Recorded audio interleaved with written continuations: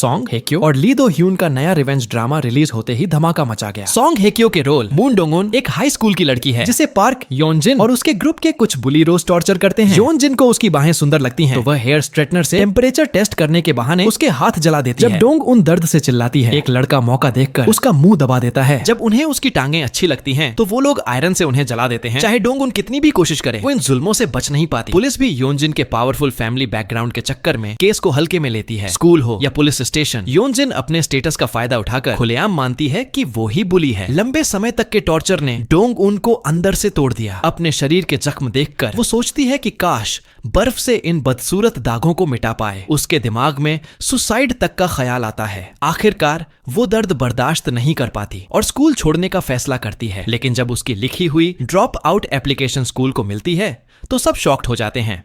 उसमें लिखा था कि उसे लॉन्ग टर्म बुलिंग का शिकार बनाया गया था और उसने अपने सब टॉर्चर करने वालों के नाम लिख दिए थे। अगर ये रिपोर्ट ऊपर तक पहुंच जाती तो स्कूल के बड़े लोगों की भी खैर नहीं थी। प्रिंसिपल ने डोंगुन को रीजन बदलने का ऑर्डर दिया, पर उसने मना कर दिया। तब प्रिंसिपल ने सबके सामने उस पर हाथ उठाया। अपनी इज्जत और फ्यूचर बचाने के लिए प्रिंसिपल ने एक बैग भर के पैसे डोंगुन की माँ को दिए। उसकी माँ, जो वैसे भी कुछ काम नहीं करती थी, पैसे देखते ही सब कुछ भूल गई। प्रिंसिपल ने कहा, बस एक काम कर दो, अपनी बेटी से ड्रॉप आउट का रीजन बदलवा दो। बुलिंग के इतने साल बाद भी डोंगुन को वो दिन याद आते रहे। उसके मन और शरीर दोनों पर गहरे निशान बन गए थे। जब उसे ये सब और बर्दाश्त नहीं हुआ, तो वो समुद्र के किनारे गई और अपनी जिंदगी खत्म करने का सोचा, लेकिन वो कूद नहीं पाई। उस पल उसे एक एहसास हुआ, क्यों ना मरने के बजाय बदला लिया जाए। अगले दिन डोंग उन फिर से स्कूल गई और प्लेग्राउंड में उन सबको ढूंढा जिन्होंने उसे तंग किया था। उसे देखकर योनजिन और उसके दोस्त हैरान रह गए।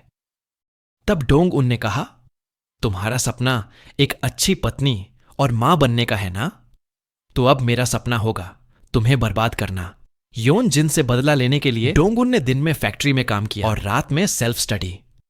सालों बाद पहले की वो कमजोर लड़की एक मजबूत औरत बन चुकी थी और फाइनली उसने वही यूनिवर्सिटी क्लियर की जहां योनजिन जाने वाली थी। इसी पल से शुरू हुआ डोंग उन का असली रिवेंज। लेकिन योनजिन को अभी भी अंदाजा नहीं था, उसकी लाइफ का सबसे बड़ा नाइटमेयर अब शुरू होने वाला था।